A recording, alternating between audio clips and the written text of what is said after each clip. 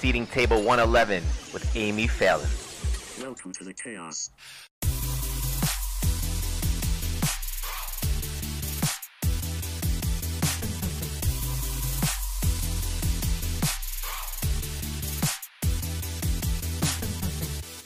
What up, Danny? What up, Mikey? I'm looking forward to our conversation today because we got somebody really cool. This is probably one of the most badass individuals I get to work with and has been in the scene for quite some time. And we've had some really good stories on before, but I know she's got some fucking great ones. I cannot wait just for meeting her in the pre-shift of this.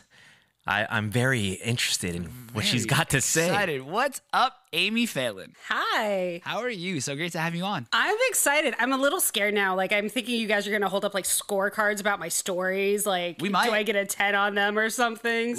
We could compare you to who you've some been other talking to. We'll see how it goes. But hey, guys. What's up? How's everything going? We're so grateful to have you on. So, Ames, give us a little bit of an intro as to how you started your nightlife event career and how that all took place. So I actually started my nightlife career. I am from Colorado originally, moved to LA to go to college and, you know, musical theater and actor and all those things. Of course, it didn't work out, but it is what it is. That's three out of the four of us in this room. Yes. And so I needed a job. I had my first semester of college paid for. I needed the second semester. So I walked down the street from my dorm and walked into a giant nightclub called Avalon. Avalon is kind of one of the largest nightclubs in Los Angeles. Iconic nightclub in Los Angeles. I mean, it's before Avalon, it was the Palace. It's been around since the 20s. I just had flashbacks. Yeah, right. Everyone If you've ever does. been, anybody that I think has been to been there, it's just like, oh, just nights. And I literally walked in. I was 19 at the time. And I said, hey, I need a job. Not really taking into the fact that it was not legal for me to be in the nightclub. But I did. I said, I need a job. The girl who was answering the phones was the owner's assistant. And she goes, answer the phone. I was like, okay, hi. And that's how I got hired. 100%. And are you from LA? I'm from Colorado originally. I'm sorry. I was still thinking about Avalon. So, I was like to see how you got to LA. Like, what was that transition? Did you do anything there before you got here, like bar-wise? No, I was 18. I was in high school. I came out here for college and just jumped in. Like, that's what I did. And I was like, okay, this will be fun. So your first nightlife experience was working at Avalon, huh? Oh, yeah. Ooh. Oh. Okay, so tell us how that went, because that's interesting. My first night experience, it was... oh my God, there are stories. So I'm still obviously friends with a good amount of the people from those days. And they laugh and they're like, Amy, your first night, your eyes were like saucers. Because I didn't know mixed drinks. I didn't know drugs. I didn't know anything. And they're like, here you go. And throw me in. Try my fire. I managed the box office. So I worked at Avalon for a little while and ended up getting promoted to box office manager. So in normal clubs in Los Angeles, a lot of times you pay a cover to get in or do the guest list. Well, we actually had essentially 3 clubs running. We had our normal hours, and so that was 9 p.m. until 2 a.m. At 1:30, we would close the club, clear it out completely, and recharge everyone to come in for after hours. It was nuts. We would kick out 2,000 people and go, okay, bye-bye. What? And they would all reline up, get back in, and repay to get in for after hours because we were the only legal after hours in Los Angeles. But you couldn't serve after 2 a.m. though, but the music still went. No, we did not serve from 2 till 6 a.m. and at 6 a.m. our bars reopened. From 2 to 6, our bartenders only served Red Bull, water, and Gatorade. But I'm sure they served a shitload of Red Bull, water, and Gatorade because between 2 and 6, that's when the magic happens. I heard this stat at one point. I'm not positive if it's true. We were the largest distributor of Red Bull in the entire state of California. Wow. That makes sense. Nothing good happens after 2 a.m., folks. 1,000% nothing good happens after 2 a.m. Nothing good happens after 2 a.m. So after I was able to drink and I was 21, let's all be honest, we've all had a drink while we're working, or I have at least had a drink while I'm working my shift. Because if you're going to deal with drunk people a lot, sometimes you need a drink or two to help you understand and translate what they're saying to you so you could get a little more on their level. Oh yeah. Danny, we've never done that. No. We've never had a drink. We've gotten to the point already in a few past episodes where we were already drunk going into the shift. So we didn't have to drink at work. Yeah, we didn't have to. I mean, we did. I haven't done that. I don't know what you're talking about. But for at least 5 years, my entire time working at Avalon full time, was like, oh, I don't get hangovers. No, it's because I drank and stayed up long enough I became sober again and then went to sleep. So when people are like, oh, I get hangovers and stuff, I was like, I don't understand what that is. No, I've never gotten one. Then I just realized I didn't ever sleep. And so that is why I never got a hangover. So what were your hours? What time would you go in, and would you work through that 6 a.m. shift? Yes. So I would essentially work 8 p.m. till 11 a.m. Yeah. And I mean, when I first started, we were going till 10 a.m. every Saturday and Sunday morning because we had a 24-hour operating license. That's just. I mean, if you've never been there, you have to kind of have been there to know what it's like. And there are people that would show up at 9 p.m. when doors opened, and they would leave at 10 a.m. when we kick them out. My favorite are the people that would show up at 9, leave by 1, take a nap, and show back up at 6. Oh my God, I liked those people because I was like, I get often. you. Yeah, that would happen a lot. I'm like, you need a nap? I need a nap too. Like, I get you. I understand that. But no, most of it was just managing chaos through the whole thing. And then I managed Avalon for quite a few years. And then I actually I call it the big club hop. So I went from Avalon then I worked at Vanguard for about 4 or 5 years. And then I left Vanguard and went to Belasco downtown when Belasco opened. I actually opened Belasco. So all the venues I worked were minimum 1,000 people and up. And Belasco is a big concert venue. Yeah, it's a big concert venue, nightclub, the whole thing. Yeah. So Can you talk about people that haven't been to Avalon? What was that place like on the inside? Like the layout and, what kind of building was it? Oh my God. Okay. So Avalon is this great it is an old concert venue. If you ever watched Jerry Lewis phonathons, a lot of them happened at Avalon. Back in the 40s and 50s. I believe when when the Jackson 5 played on Johnny Carson, that was actually filmed at Avalon. There are 1,000 movies that are filmed there. Like, it is the greatest concert venue in LA. The main floor is a huge dance floor, and then you have a balcony above where there's tables and chairs and, nefarious things happening up there. Then there's actually a whole nother venue attached to it called Spider Club. Well, it was Spider Club, now it's Bardo. Never been there before. Yeah. Spider Club was a members only club when it first opened. I can actually remember when paparazzi became a thing. I remember one night at Spider Club, all of a sudden paparazzi were there. They had never been there before. It was a new thing. It was around the time when Paris Hilton, Nicole Richie, that group of people were really clubbing in the 2000s. And I remember we were doing one night and there was nobody there. Nobody cared. All these celebrities, because it was a private members. You had to have your card to get in or pre-call to be on the guest list, things like that. And then the next night, there's all these cameras. And I'm like, what the hell is this? Like, this is private. We don't allow pictures. And then it was all bets are off. And that's when paparazzi actually started in LA. It was insanity. It went from 0 to people could have a life to all of a sudden everything was being documented. The amount of paparazzi pictures I'm in the back of is ridiculous. Like, my mom used to find them in like People magazine in Colorado. She'd be like, I saw you in the back of a picture again, or I saw your hair in the back of a picture again. And so, yeah, it was this crazy thing. And the venue's amazing and it was always beautiful, but it was just, they are known for EDM music and a lot of things that people partake into when they listen to EDM music.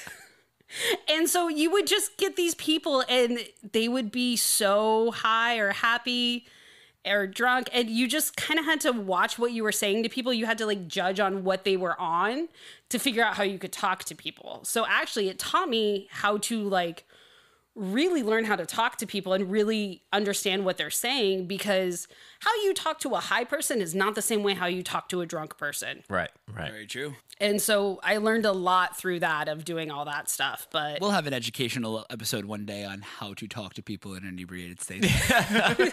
But no, but you're 100% right, because there is a science to it, especially when you're talking to somebody on drugs to compare to booze, male or female, social class, How high they are.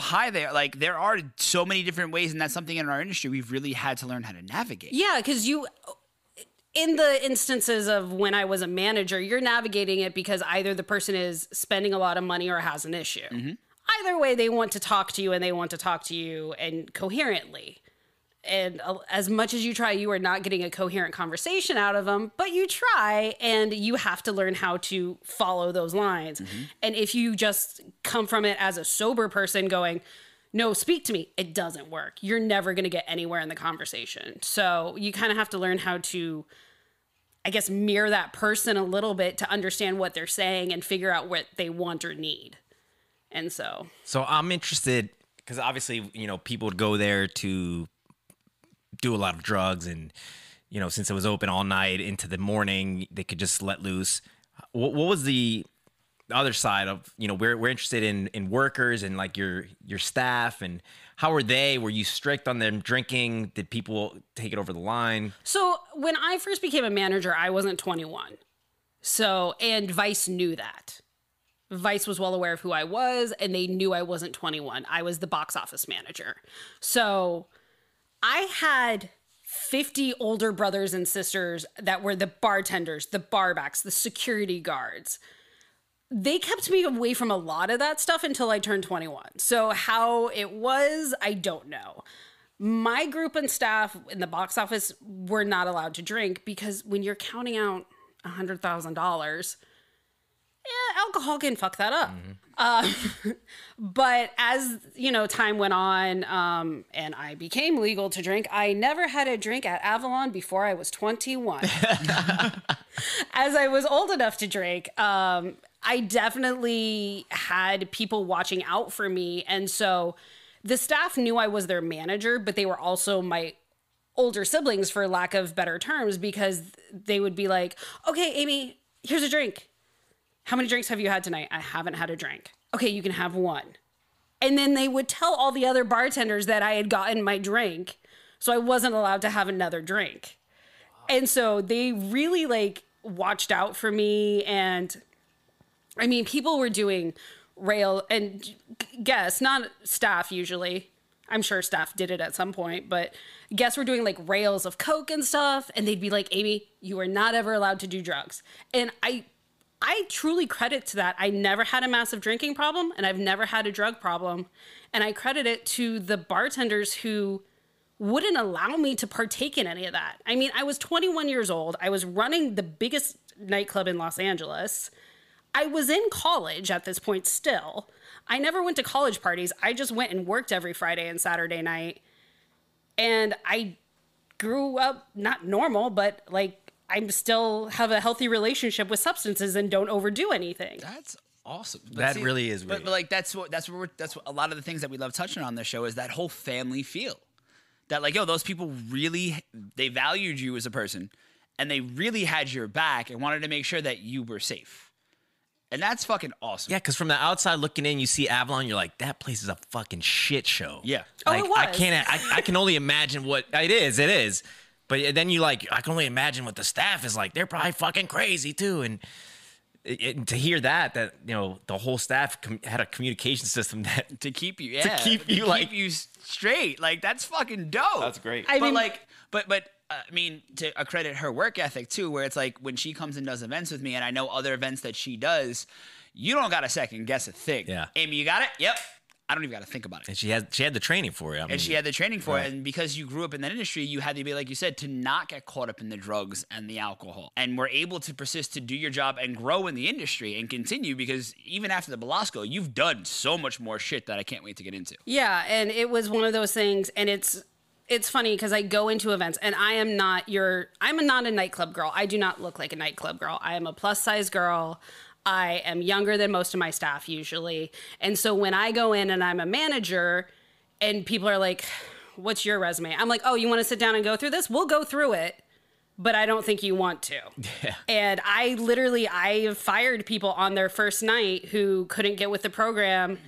And I was like, look, if you can't, because I give every chance. I try hard. And I'm very a straight talker, which I have learned in working in nightclubs. I don't have time to sugarcoat things usually. If I'm stopping and having a conversation with you, it's going to be direct and quick. Because there is a person puking over there. There are 3 fights going on there. I have a bar that's out of something over there that I have to handle, and I have credit card issues over there. So if I am stopping and talking with you, it is going to be direct and quick and will not be sugarcoated.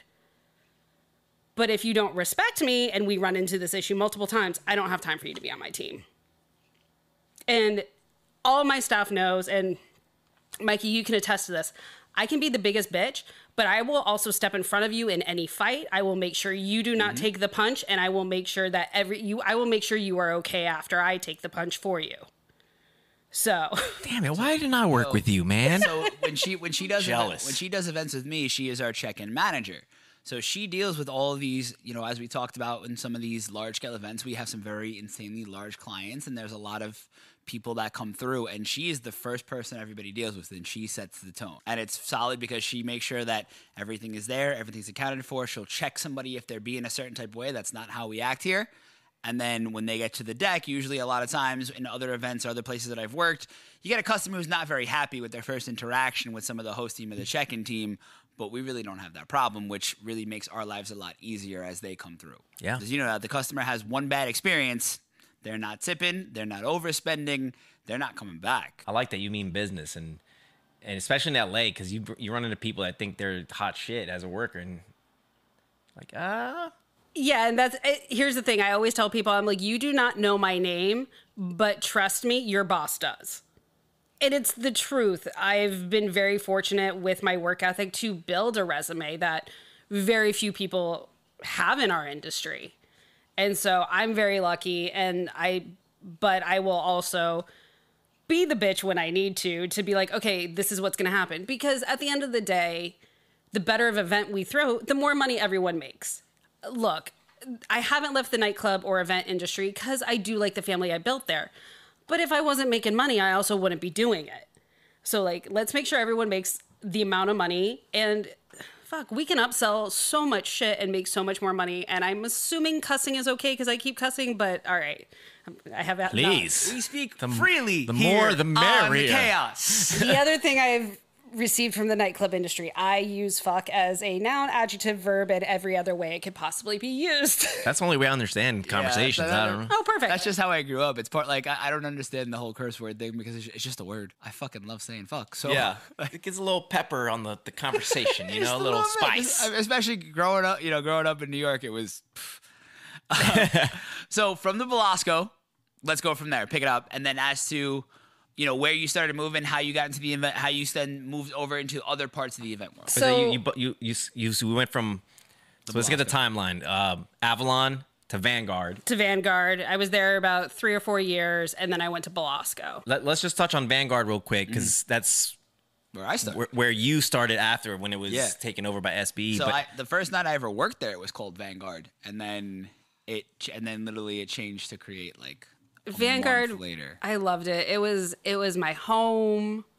I was really sad when it became Create because it became very bright white, and I didn't understand. They painted all the walls white, and I think the first time I walked in after it was Create, I was like, all right, have a good night. It was just too much. It was over.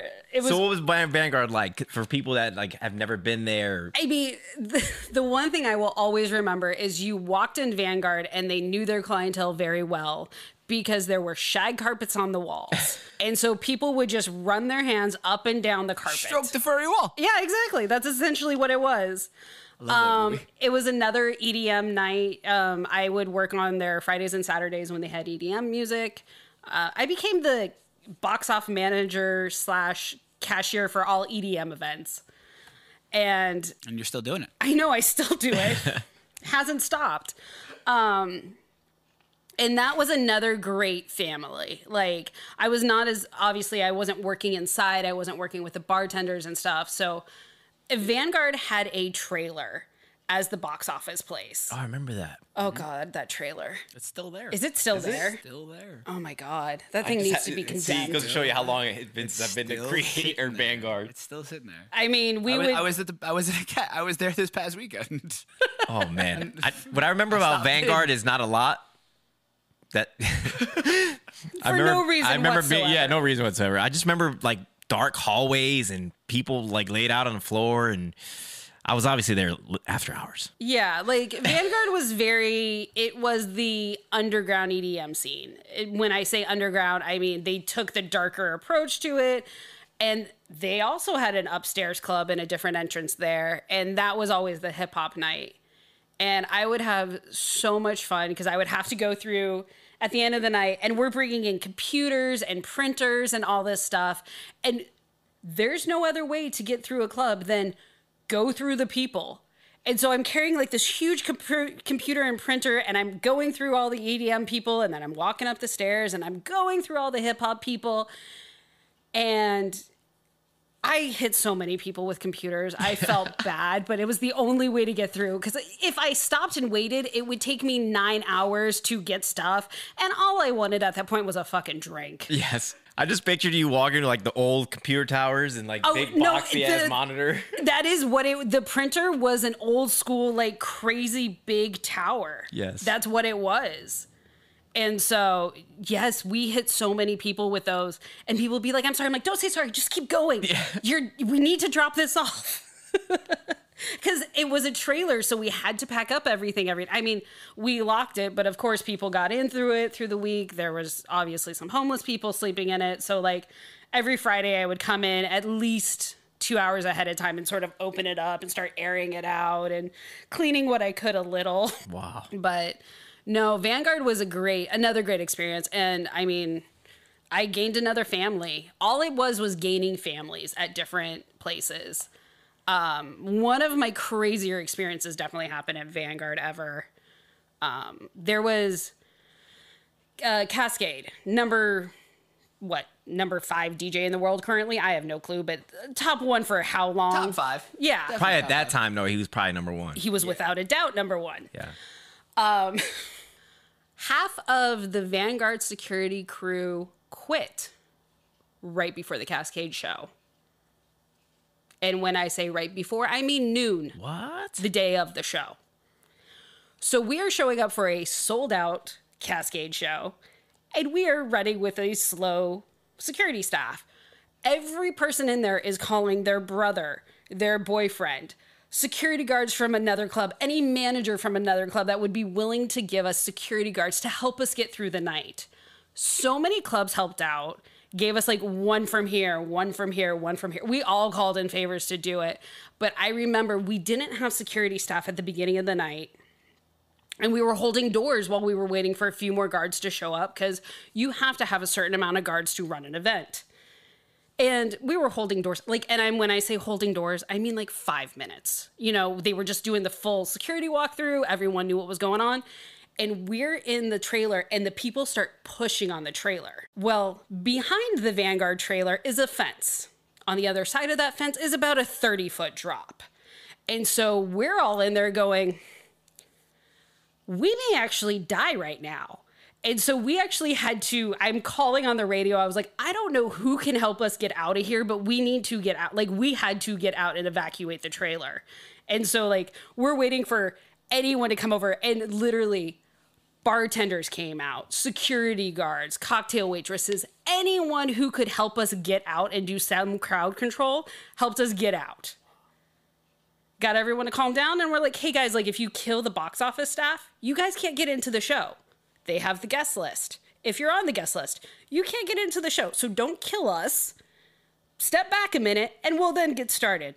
And then we did, but it was one of those things where it was like, I don't know why people think this is a good idea right now, but if this continues, we may die.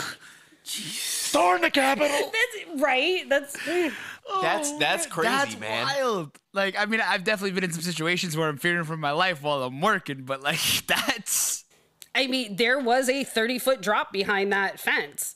And that fence is not going to hold that trailer. Ames, what other crazy stories you got? Let's just keep going with these. I like it. Ooh, when I was managing Belasco, we had done a partnered, again, EDM. It's my thing, apparently. We had done a partnered event, and the promoter backed out. Well, we still had signed the contract for the DJ, so we're like, okay, we'll still do the event. The problem is we had already given the promoter the money to pay the DJ. Guess who did not pay the DJ? So it is, again, another huge DJ, and we owe him a balance. And he will not step foot on that stage until the balance is paid. Why they chose me to do it? Apparently, I look innocent enough. You DJ'd? No, hell no. If I DJ'd, it would be like everything to get people to leave. It would be like Mariah Carey. I would just be like seeing what I could play. They gave me a backpack of a large sum, 6 figures. Wait, 5 figures. Sorry, I have to do the math really quick. Of cash and go, okay, you're going to take this to the DJ's hotel room. So he's paid. Have a good day. And I was like, do I have security with me? Like, we're just giving me this large sum of money in a backpack and hoping I don't get mugged? Like, I'm going downtown LA. There's a good chance I'm going to get mugged whether I have a small amount of money or a large amount of money. Let's make sure this actually gets to the DJ. They're like, we don't have security here now. I'm like, there's no, like, I just need someone. It doesn't have to be an actual security guard. Send someone with me. Well, everyone's busy. This takes precedence. Give me somebody. And they're like, okay, we'll find someone. Literally, and I love the guy to death, and he's still a friend of mine. They give me the skinniest, shortest person ever. And I'm like, you're going to do nothing. Like, if I'm scarier than you. And he's like, yes, you are. And I was like, fuck, all right, let's go. So yeah, just stupid stuff like that. I just picture you going through downtown with a backpack, like 100 G's or whatever. I don't think you were with me, but this happened to me. I was in Atlanta for a festival. I'm not going to say what festival it was. And the operation we had, they kind of makeshifted together, brought us in, and did not put a lot of the things on the list that I said I needed, like a safe. Oh, So God. now it's the end of the show on day 3, and the person who's supposed to collect the money and the people who are supposed to take it left because it was a shit show. I think it was like $127,000 in cash in my backpack. We're also at an after party because we have one shuttle van for the entire team because we're in Buckhead, Georgia. And now I'm walking around this after party and I won't put my fucking backpack down because I got my laptop and $127,000 in fucking cash. And then I had to hold on to it and fly home with it.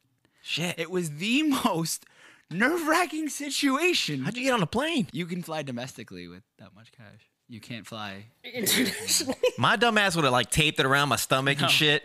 No, you can fly domestically with that. If people don't know, you can fly with that much cash domestically.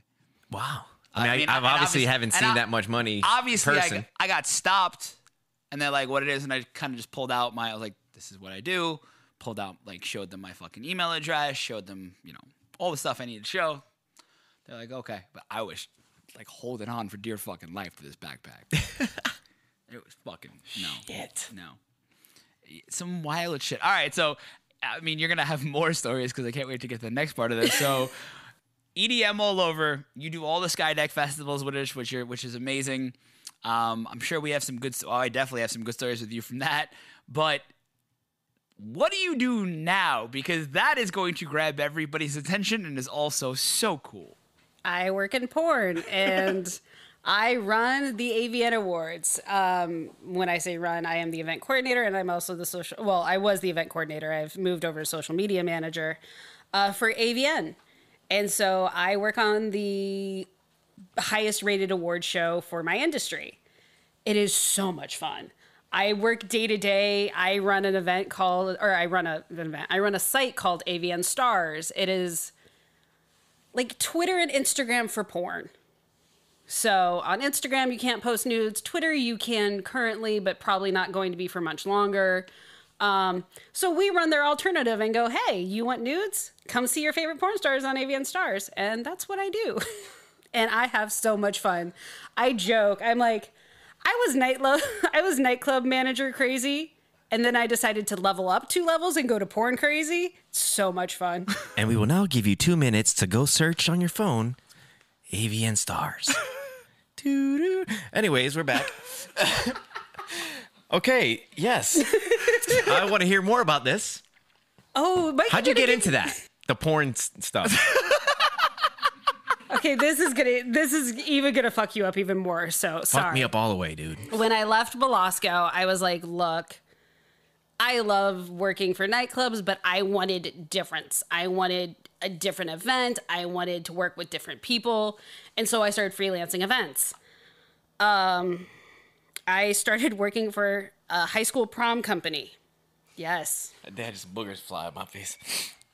So in California, high school proms are run by event planners. It is way too expensive for a high school to go have a prom at any venue in Los Angeles. They can't afford it. And so what these high school events do, from March to June, I would run 90 proms. And we would just go to all these different venues and California Science Center, Natural History Museum, all that stuff. And we'd be like, hey, we can bring you 5 events. And they'd be like, cool, here's the rate for that. And it worked out great. And so we would do all these events. So while I was doing that, it's only March to June. I was actively looking for other gigs. I would do Coachella, Stagecoach, BeautyCon. I was traveling the world doing all these events. And I was like, I need something from one, I need a steady paycheck from one company. And so I really started like putting up my resume places and all that stuff. And then I got a headhunter called me and she's like, hey, so I'm looking, and I didn't know what AVN was when I got the job offer or when I got the job interview. I didn't know. And she was like, because yes, most girls actually don't know. And she was like, so do you have a problem with what we do? And I was like, no, I'm sure it's fine. I had no clue what the company was at that point. I had actually misheard her and thought she said ACN, which ACN is a multi-level marketing company. So I was like, oh, cool. Like, I'm going to help the people who are like selling, I think they were selling telecom or something at that point. But I was like, oh, cool. And I'm going to help run their international events. This will be great. No. That is not what I was interviewing for. And so I went in and had my interview. I did do the research at the time. I was lucky and talked to the guy I was dating at the point. I had got like the letter or the email from the headhunter. I was like, oh, fuck, I misunderstood her. I thought she said AC and she said AVN. And he was like, wait, what? I'm sorry, who's interviewing you? I was like, AVN. And so, yeah, I went in and I met with the CEO and event manager and now VP. And I've been there for 5 years now. And I love it so much because my nightclub life and training gave me training for that. And that just upped it. And so it was one of those things where it's like, I have learned so much from, 1, being in that industry, and 2, being around that industry and the people in that industry. I'm so happy with it. It's crazy, but it's like nightclubs just on steroids. You are who you are. People do what they do. And you either make friends, family, or enemies out of it.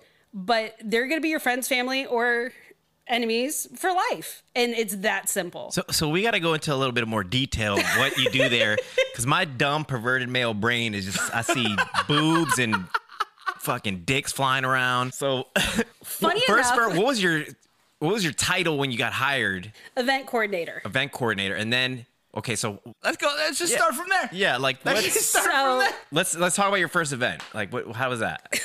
So funny enough, my first event was actually, we did a business conference in Amsterdam. So you want to talk about getting checked at the airport for what you got in your bags. We did an event on that side, and it was, all of you were silent. Oh my God, that was amazing. Can only imagine. I just picture like what he was thinking. And I saw all the thoughts on all your faces. if we could like see like bubbles, like thought bubbles. There's a lot going on there. There's always a lot going on there, but right now, Please proceed. Please. So actually, my first event we did was a business conference we ran in Amsterdam. And I had never been to Amsterdam before, so I was totally down. I was like, score, I get to go to a new country. I'm excited. And it was for the business side of porn. So webmasters, credit card processors, all that stuff. Because mainstream credit card processors, webmasters don't usually allow porn on their side. So there's a whole nother industry on that side. And so we did that. And it was great. It's a very small event. Couple thousand people. But it was really cool, and it was a good chance to get my feet wet for our big event in Vegas, which is the AVN Expo and Awards. And that is just GAVN also. GAVN Awards starts it, then it goes to the AVN Expo and AVN Awards. GAVN is for all the gay porn. AVN is for the straight porn. Is that all continuous, like in like one after the other? Yes, it is a long week. It is a very long week. Where the fuck have I been? so Danny's requesting tickets for the next one. Yeah, come join us. We'll be in Vegas. When is this date? January. January. Danny's like, I'm I'm open. free. I'm free. Everyone can come. Funny, okay. No pun intended. Ooh. And I walk into those still. This is a daily. saucy fucking episode, bro. Kind of pun Table is intended. dirty. No, it's one of those crazy fun events. And my aunt and uncle actually came to this event, AVN. They happened to be in Vegas for, I don't know why people go to Vegas. They were gambling or something while I was doing AVN. And they asked if they could come. And I was like, okay. I mean, everyone in the family knows what I do. I don't hide the secret. My mom has so much fun telling people what I do. She gets a kick out of it. She loves doing it. And so I was like, okay, no problem. You can totally come. And my aunt and uncle are not only from Colorado, but small town Colorado. Like Mormon? No, not Mormon. I was going to but, say that would have been fun. Interesting. but Oh, she said ACN. exactly. Sounds like a South Park episode. But the town they're from is less than 5,000 people. So that kind of gives you an idea. And they came to the expo, and I was like, brought them in, got them a drink at the bar, introduced them to the bartenders, was like, hey, this is my aunt and uncle. And he goes, come to me, just wave. What's your drink? I got you. Like, Nice. set him up. And I said, go have fun. I have to go handle some things. This is the one rule. Whatever you learn here, you never tell me that you learned here. That is all I am asking. And they're like, okay, no problem. And they went and had so much fun. I still don't know everything they saw, and I don't want to know everything they saw because certain things you do not need to hear out of family members. But I loved it. It was so much fun. It was so sad to not have the show this year. And we did the AVN Awards and GAVN Awards virtually, or digitally, virtually, whatever the word is. And it was such a crazy emotional letdown. And the reason why is because there's still the energy and the stress and everything you're doing to do it. And you're going through all these things. And at the end of the award show, there's usually, big applause. People are happy, but there's a happy energy in the room. At the end of the awards this year, it was like, okay, start packing everything up. I was like, what the fuck? I'm like, no, I still had all the stress I usually have. I need the emotional release. Like, come on, everyone, could we at least applaud? We did a good show. It was virtually, and there was only 40 of us in office, I don't even think there was that many. But we did a good show. Yeah, I mean, all the other award shows that have gone on virtually just have all bombed. I mean, they're getting shorter and shorter by each one. I forget I think it was the Golden Globes or something that went on for 3 hours of Zoom. Yeah. And then after that, they were like, no, we're going to cut this down to 45 minutes. Yeah. I mean, our show, we always run about an hour and a half, 2 hours, because we do allow alcohol to be at our show. So, you have to take that into account. Yeah. I'm sure in person, it's a lot looser. The vibe is just not as uptight as, some of the Hollywood award shows. So you miss all that. Yeah. The funny thing is, every year we always have some girl who's on our red carpet make it on a Hollywood best dress list. And they're always like, Someone who's a porn star is on the best dressed list? Yes. Yes. They were dressed? That's always a question too. They wore enough clothes to be on this? Yes. We all look good. They're people.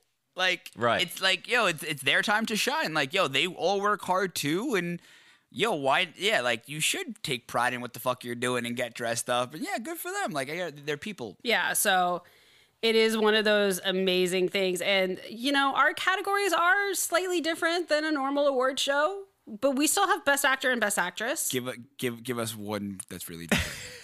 Just one. Well, my favorite category, which is going to be a letdown for you, is Best Title. Those are fun. Okay, those are fun. But of course, then you have like Best Gangbang, Best DP, Best Boy Girl Scene, Best Boy Girl Scene, Best Girl Boy Scene.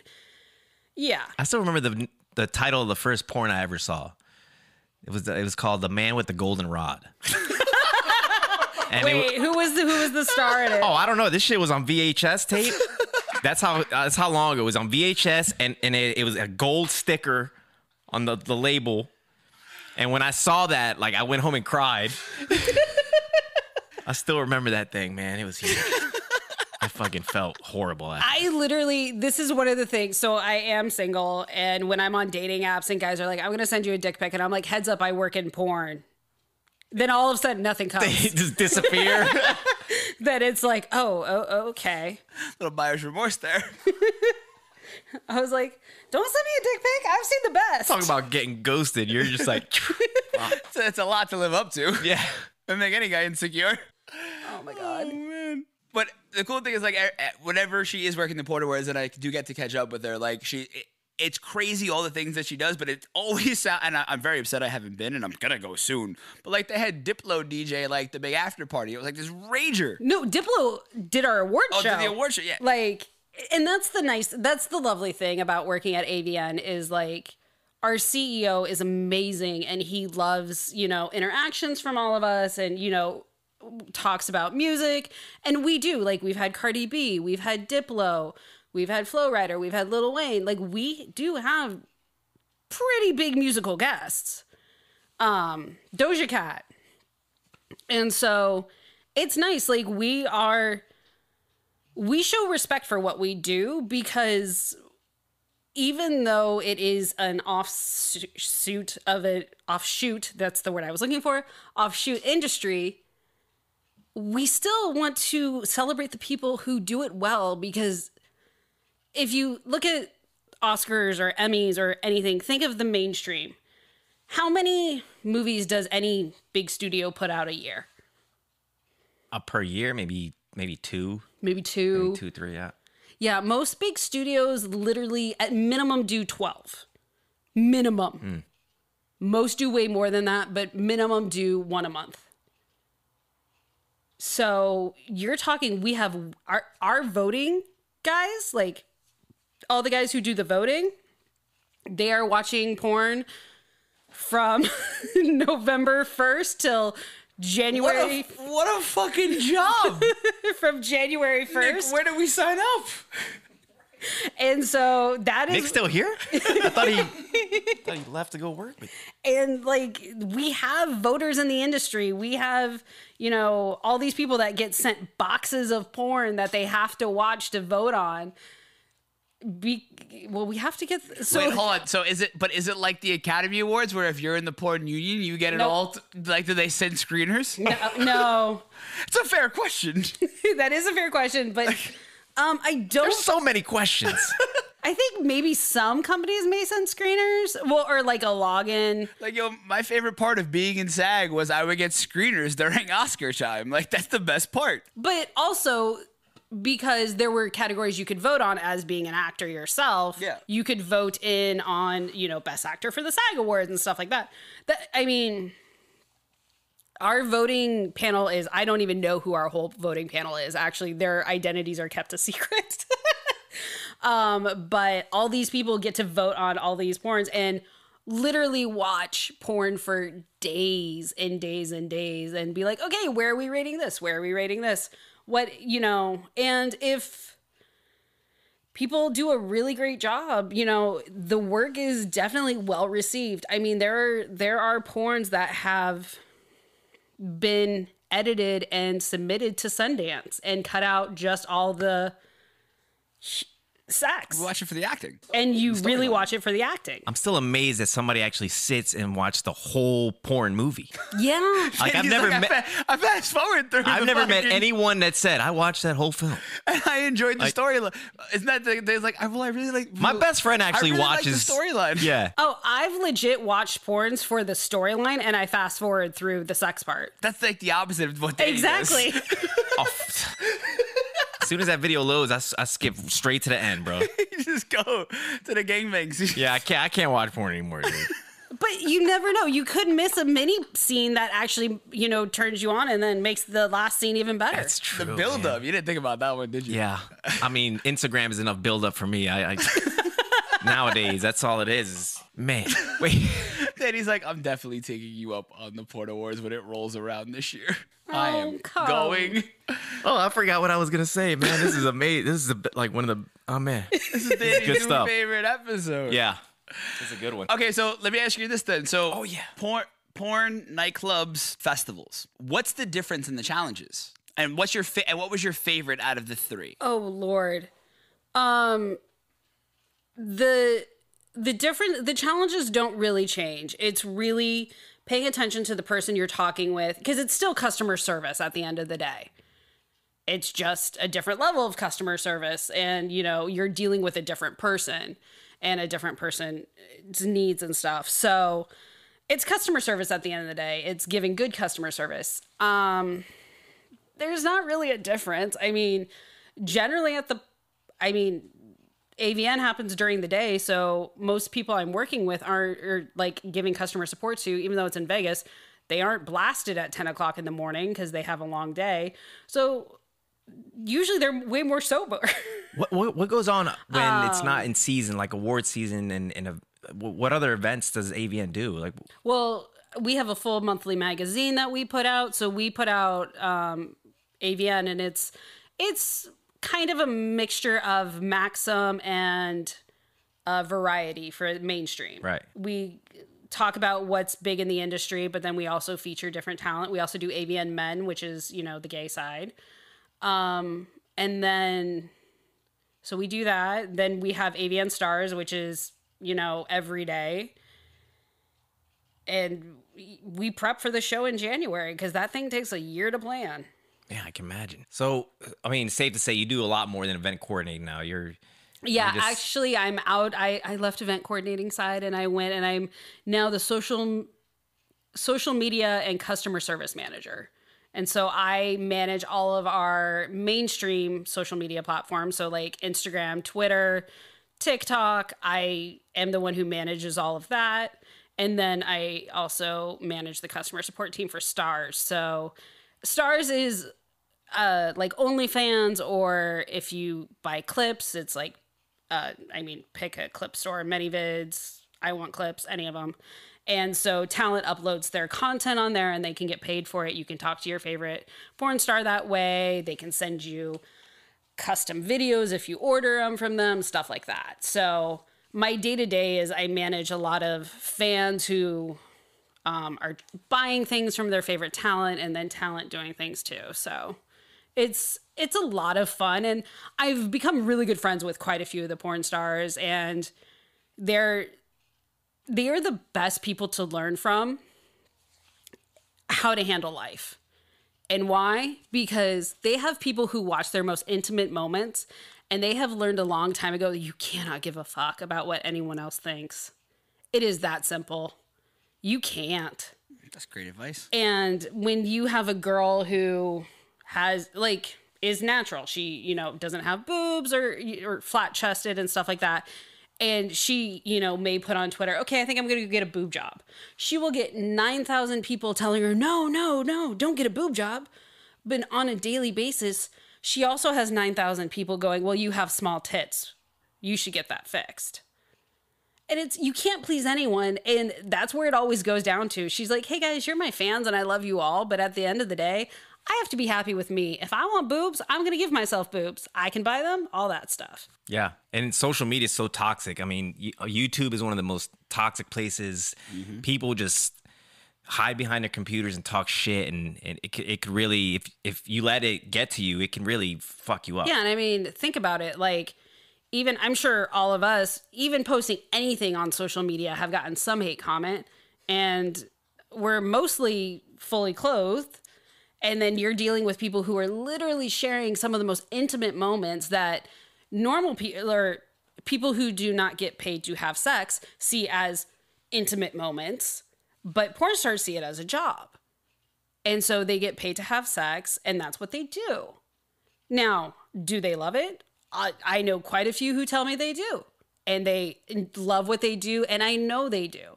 I'm not going to speak on that because obviously I've never done that side of porn, so I don't have any good insight into that, but I know what I've been told by them. And so they'll tell me like, hey, like everyone's already seen me do the most intimate things I could possibly do. There's no barriers. Yeah. Sometimes that's a little difficult when you're meeting the fans in person and they've seen that, but most porn stars are really great and love meeting their fans.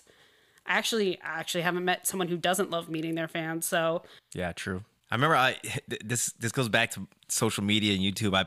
My first national commercial was a Target commercial, and I rolled out for like 2 seconds maybe. And I was so excited when they put it on YouTube. I went on there and I was like, oh, it's me. I think that's exactly what I put, and I got shit on. Like hundreds of people, like nobody cares who the fuck you are. Like just. I was reading through these and I was like, I immediately deleted my comment. I was like, never again am I going to look at my YouTube or like anything on social media that has anything to do with my work. You can't. And I learned this a long time ago. Social media is the drunk asshole behind a computer. And when I say that is like, you've all been around a person we all have been, but like a bar, a nightclub, where that drunk guy just says something a little too far. And you're like, dude, if you were a right mind, you wouldn't say that because you're about to get slapped in the face. Just assume that person is now the person behind the computer because they are not in reach to get slapped. So therefore, there is no harm for them for saying what they're going to say. Yeah, that's true. I didn't think about that before. But you're right. Now. So actually, funny thing though, because she looks at porn all day, but then, like I said, Amy's one of my very, very dear friends, and she is the other half of A Mind's Pursuit. I'm been more of the face and outspoken, and it comes from me, but she's been my right-hand person on this, and she does all of her social media, helps me put together all these kind of concepts. So her Instagram and Twitter account is then either all mental health and porn. And she goes back and forth throughout the day. And there's plenty of times where she'll message me something. I'm like, why is AVN messaging me and liking all of my stuff? Yes. And then I'm like, oh, shit. Amy forgot what social media account she was in at that point. Oops. Yes. So I now have a bunch of porn stars who follow me for mental health. So I love that we're crossing over both worlds here. I like it. There we go. Right?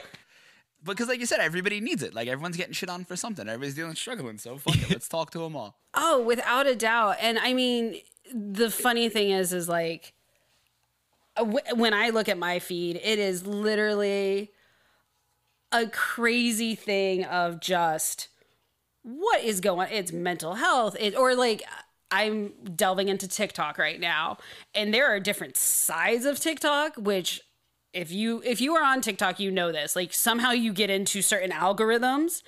So currently, I am in mental health TikTok, Disney TikTok, musical theater TikTok, book TikTok, kink talk, which is all the kinky BDSM stuff, adult porn. I need to get into that one. It's fun. Dick talk?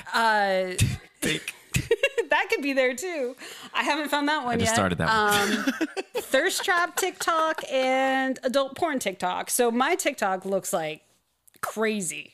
And it's so much fun. I love it. Oh, God. Because all of it, interacts. Like, here's the thing, is porn is what it is, but at the end of the day, everyone is either had sex or watched porn. And I'm talking at some point in their life. Now, yes, there are certain people who are virgins and never have sex forever. But that's what, maybe a 2% population? Maybe? Of the entire world. So everyone's doing everything. It's behind closed doors. And these people are brave enough to do it out in the open. Oh, man. Yeah, I would never have the gumption to be. I mean, because when you're in acting, trust me, we've all been pushed, especially like as dudes coming up. It's like, you want to make some extra money and get some scenes? Yeah, sure. What am I gonna do? Oh. And you think about it, and then I'm like, I can't do it. Yeah. Yeah, you have to draw the line. Yeah, like there was just certain people would.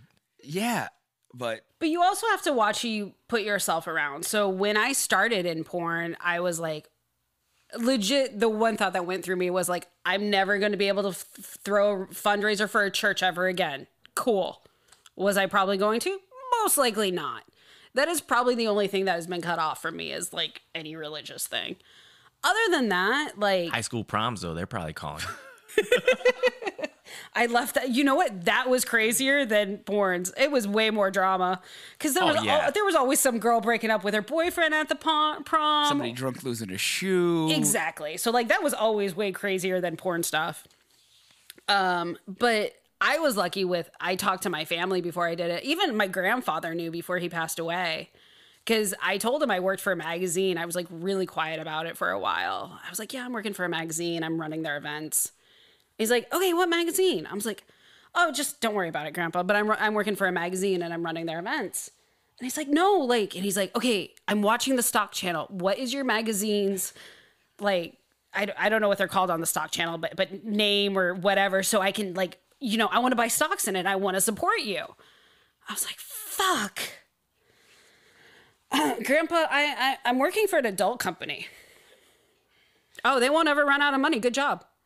I was like, there we go. Yeah, that's right. Because everyone will always make money for porn. Bars, funeral homes, and porn. I was about to say, never going out of business. When you said fuck, I thought you were going to say that's the name for the stock. It's called fuck. That would have been even better. Could we make that stock? Like, could we make a company and have that be the stock? I don't know. Who knows? Maybe. Ooh. I like it. I like it. This seems like a nice place to take a break. Abe, you've been great. We love all your stories. So the way we end every show, which is everybody's favorite, give us the best one you got. You know what? I will tell my favorite story about someone finding out I work in porn, because this is always my favorite. I was with my mom and two of her friends at a conference, or not a conference, I'm sorry. Like, it was a girls' weekend. We were getting massages, and we are drinking sake, eating sushi, and one of the girls, her friend, comes and sits with them and talking, and everyone at the table except for me works in the medical field. So I'm just getting hammered on sake. I'm like down in sake. They're all talking. I'm just drinking my sake, whatever. And she's looking at me, and this woman who's never met me before. And I'm with my mom and her friends, so I'm definitely the youngest by at least 20 years here. 10 years. And she goes, well, we've just been talking about our job all day. What do you do? And I'm at that point where I'm really drunk, and I'm like, how do I say this? And I take a big enough pause. She goes, it's not like you work in porn or anything. And the entire table started laughing. I'm like, actually, I do. Yes. And so, yeah, my thing is, I've never hidden what I've done. Like, I'll check the room before I admit I work in porn. I admit it. I fully flaunt it. But, like, I will check the room and be like, if I'm in a room of conservatives, I'll be like, I'm an event planner. I'm a social media planner. But 90% of the time, I'm like, I work in porn. I do what you wish you could. Yes. Oh, man. Oh, man. It's so great. Yo, Amy, thank you so much for being on the show with us. It was great to have you. And we'll definitely have you on for part 2 coming up soon. We have to, man. Oh, I can't wait. I'm so excited. This was so much fun. Until next time, guys. Hope you enjoyed the chaos. We'll see you next week. Thank you for listening to this week's episode of Chaos Control, hosted by Mikey Tableman and Danny J. Gomez, producer and audio engineer Nick Dewar. Please be sure to like, subscribe, and leave a review on the Apple Podcasts app or wherever you listen to your podcasts. Join us next week for more chaos.